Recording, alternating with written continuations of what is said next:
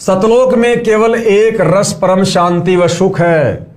जब तक हम सतलोक में नहीं जाएंगे तब तक हम परम शांति, सुख व अमृतत्व को प्राप्त नहीं कर सकते। यानी इस काल लोक में रहकर हम कभी भी सुख, शांति और अमृतत्व प्राप्त नहीं कर सकते। सतलोक में जाना तभी संभव है जब हम पूर्ण संत से उपदेश लेकर पूर्ण परमात्मा की आजीवन भक्ति करते रहेंगे। कब जाएंगे सतलोक में? जब पूर्ण तत्वदर्शी संत से नाम उपदेश लेकर पूर्ण परमात्मा की भक्ति करेंगे। अब भाई और बहनों, यहां पर बार बार गुरुदेव भगवान ने इस ज्ञान गंगा पुस्तक में अपने आप को संत और अपने से अन्य किसी और को परमात्मा बताना पड़ रहा है कि तत्वदर्शी संत की शरण में आने के बाद हम पूर्ण परमात्मा के लोक में जाएंगे। क्योंकि भाई और बहनों, आप और हमने केवल अज्ञान सुन रखा है। हम ज्ञान के निकट भी नहीं थे। तत्व ज्ञान तो बहुत दूर की बात है। और इन नादान धर्म गुरुओं ने भगवान की परिभाषा से हमारे को कोसों दूर कर दिया कि भगवान निराकार है, दिखाई नहीं देता, भगवान कभी मिलता नहीं। फिर उसकी भक्ति क्यों करवाई जा रही थी जब वो मिलता ही नहीं, वो दिखता ही नहीं? तो जिस कारण से आप और हमारे अंदर उस अज्ञान ने जगह बना ली। अब यदि सतगुरु रामपाल जी बार बार कहे कि भाई मैं हूं वो परमात्मा, मैं हूं वो परम अक्षर ब्रह्म, वो कबीर देव, तो आप और हमारे गले ये बात नहीं उतरेगी इतना जल्दी, जब तक हम उनके ज्ञान से भली भांति परिचित ना हो जाएं। इसलिए आप और हमें ज्ञान समझाने के लिए सतगुरु रामपाल जी ने अपने आप को तत्वदर्शी संत और अपने से भिन्न किसी और परमात्मा यानी उस कबीर जी को बताना पड़ रहा है। तो कोई भाई बहन कंफ्यूज ना हो जाए कि भाई ये तत्वदर्शी संत अलग है और भगवान कोई अलग है क्या। ये उसी समय तक अलग अलग हैं जब तक आप सतगुरु रामपाल जी की शरण में आकर इनको ज्ञान को अच्छे से नहीं समझते हो। उसके बाद आपको परमात्मा जी की वाणी से पता चलेगा कि गुरु और गोविंद दो नहीं भाई। जब तक दो समझोगे दो जग में जाई। सतगुरु साहिब एक है। सतगुरु यानी तत्वदर्शी संत, साहिब यानी वो कबीर परमात्मा भगवान है। सतगुरु साहिब एक ही है, दूजा ब्रह्म विरोध, और बिन सतगुरु सूझे नहीं, चाहे पढ़ो 18 बोध। जब हम पूर्ण संत से उपदेश लेकर पूर्ण परमात्मा की आजीवन भक्ति करेंगे। अब हम अगर पूर्ण संत से उपदेश लेंगे तो भक्ति भी हम पूर्ण संत की करेंगे, और पूर्ण संत का रोल वो परमात्मा खुद ही करता है। जैसे वर्तमान में वो कबीर भगवान यानी पूर्ण परमात्मा परमेश्वर पूर्ण संत सतगुरु रामपाल जी के नाम से धरती पर आए हुए हैं। जब हम पूर्ण संत से उपदेश लेकर पूर्ण परमात्मा की आजीवन भक्ति करेंगे, इस पुस्तक ज्ञान गंगा के माध्यम से जो हम संदेश देना चाहते हैं उसमें किसी देवी देवता व धर्म की बुराई ना करके सर्व पवित्र धर्म ग्रंथों में छुपे गूढ़ रहस्यों को उजागर करके यथार्थ भक्ति मार्ग बताना चाहा है, जो कि वर्तमान के सभी संत महंत व आचार्य गुरु साहिबान शास्त्रों में छिपे गूढ़ रहस्य को समझ नहीं पाए।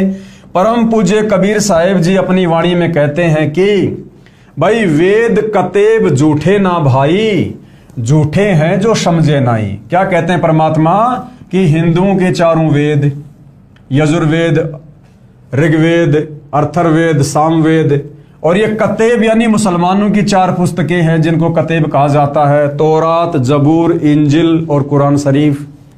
तो कहते हैं ना तो हिंदुओं के चारों वेद गलत हैं, ना मुसलमानों की चारों ये कतेबें ये गलत हैं। वेद कतेब झूठे नहीं भाई झूठे वो हैं जो इनको समझे नहीं। ये हमारे धर्म गुरु झूठे हैं, अज्ञानी हैं, जो ना वेदों को समझ पाए ना इन कतेबों को समझ पाए। बाकी ये शास्त्र गलत नहीं है, जहां तक का ज्ञान इन शास्त्रों में है अपने स्तर पर बिल्कुल सही है।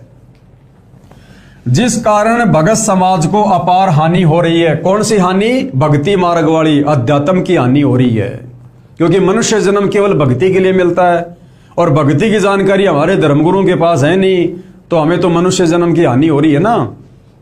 सब अपने अनुमान से वे झूठे गुरुओं द्वारा बताई गई शास्त्र विरुद्ध साधना करते हैं, जिससे न मानसिक शांति मिलती है और न ही शारीरिक सुख और न ही घर व कारोबार में लाभ होता है और न ही परमेश्वर का साक्षात्कार होता है। साक्षात्कार यानी ना हमें परमात्मा मिलता है साक्षात, क्योंकि भगवान को तो इन्होंने निराकार कहकर ठंडे बस्ते में डाल रखा है। तो हमने भी उम्मीद छोड़ दी कि भगवान मिलता तो है ही नहीं।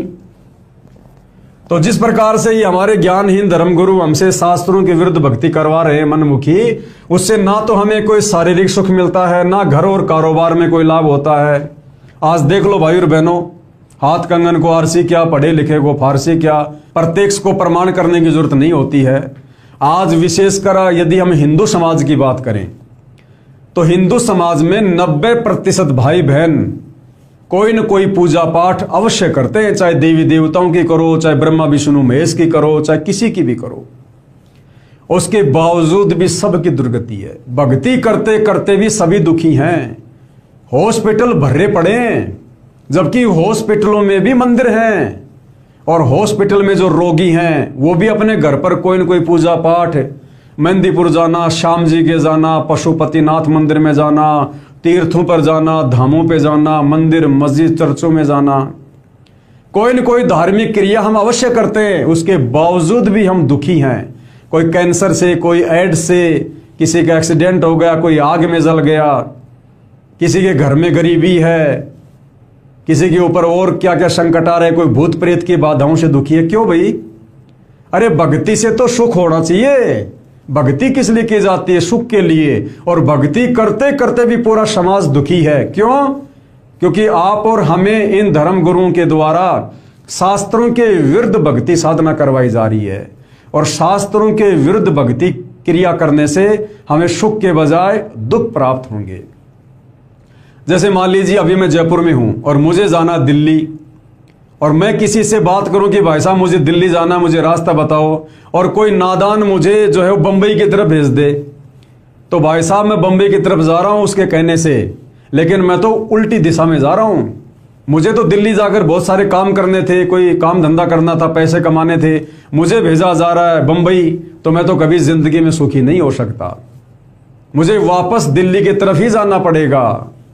तो इसी प्रकार ये हमारे ज्ञानहीन धर्म गुरु, इन्होंने हमारे को शास्त्रों के विरुद्ध भक्ति साधना पर लगा रखा है, और कह रहे हैं तुम्हें सुख होगा, तुम्हें फायदा होगा, तुम्हारे कारोबार में बरकत होगी। हमारे कारोबार में तो बरकत होती नहीं, उनके धार्मिक धंधे में जरूर बरकत हो जाती है। तो भाई और बहनों, अब वो समय आ गया है, पूर्ण परमात्मा तत्वदर्शी संत के रूप में सतगुरु रामपाल जी के नाम से स्वयं धरती पर प्रकट है। इस मान बढ़ाई को छोड़ो, धर्म और जातियों की बेड़ियों से बाहर निकलो, अपनी आत्मा के कल्याण को सोचो। आज भले तुम्हें 2 टाइम की रोटी ठीक ठाक मिल रही होगी, जैसा तुम्हारे भाग्य में है। कोई राजा बना बैठा है, कोई मंत्री बना बैठा है, अचानक से गुब्बारा फूट जाएगा, मृत्यु का किसी का भरोसा नहीं है। उसके बाद 184 योनियां तैयार है, फिर नरक के कष्ट तैयार है।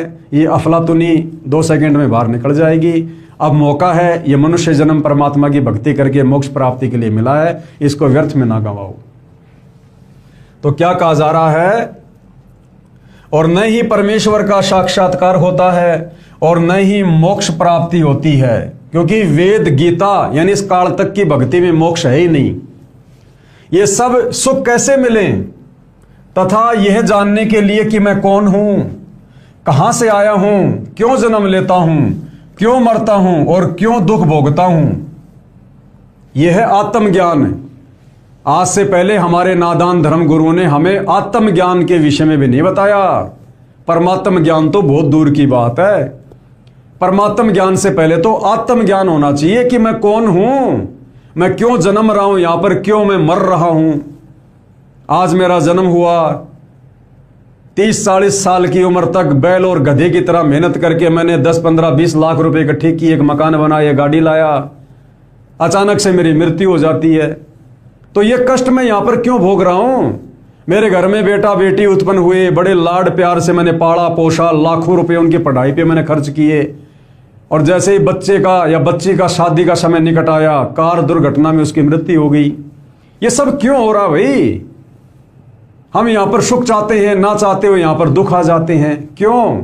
2 पैसे लगा के आदमी कारोबार करना चाहता है, उसमें घाटा हो जाता है।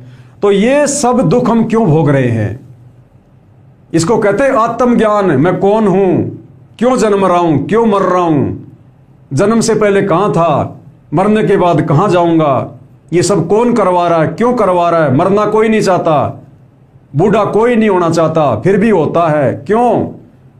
इस विषय में जानकारी को कहते हैं आत्मज्ञान। तो ये आत्मज्ञान भी हमारे नादान धर्म गुरुओं ने आज से पहले हमें नहीं दिया। उसके बाद नंबर आता है परमात्म ज्ञान का। तो ये आत्मज्ञान क्या है? ये जानने के लिए कि मैं कौन हूं, कहां से आया हूं और क्यों जन्म लेता हूं, क्यों मरता हूं और क्यों दुख भोगता हूं। आखिर ये सब कौन करवा रहा है, क्योंकि हम तो चाहते नहीं कि ऐसा हो, ना हमारे रिश्तेदार ऐसा करवा रहे, ना किसी का बेटा बेटी बाप ऐसा करवा रहा। तो ये कौन भगवान है जो ये करवा रहा है? ये काल, ये ब्रह्मा विष्णु महेश का पिता, ये क्षर पुरुष, ये अपने भोजन के लिए करवा रहा है, आप और हमें यहीं पर फांसे रखने के लिए। दूसरा होता है परमात्म ज्ञान।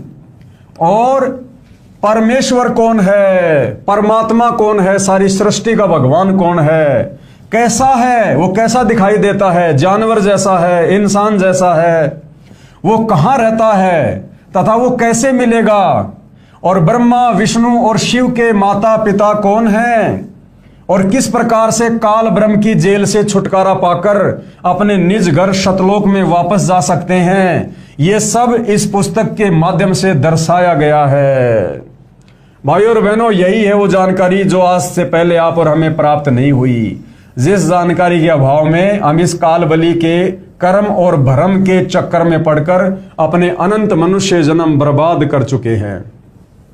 और ये जानकारी, ये आत्मज्ञान और ये परमात्म ज्ञान, वो परमेश्वर, वो कबीर देव स्वयं ही धरती पर तत्वदर्शी संत के रूप में प्रकट होकर बताता है, दूसरा कोई नहीं बता सकता। ये सब इस पुस्तक के माध्यम से दर्शाया गया है, यानी सारी जानकारी आपको ये आत्मज्ञान और परमात्म ज्ञान इस ज्ञान गंगा पुस्तक में मिलेगी। ये सब इस पुस्तक के माध्यम से दर्शाया गया है ताकि इसे पढ़कर आम भगत आत्मा का कल्याण संभव हो सके। ये पुस्तक सतगुरु रामपाल जी महाराज के प्रवचनों का संग्रह है, जो कि सदग्रंथों में लिखे तथ्यों पर आधारित है। हमें पूर्ण विश्वास है कि जो पाठक जन रुचि व निष्पक्ष भाव से पढ़कर अनुसरण करेगा, उसका कल्याण संभव है।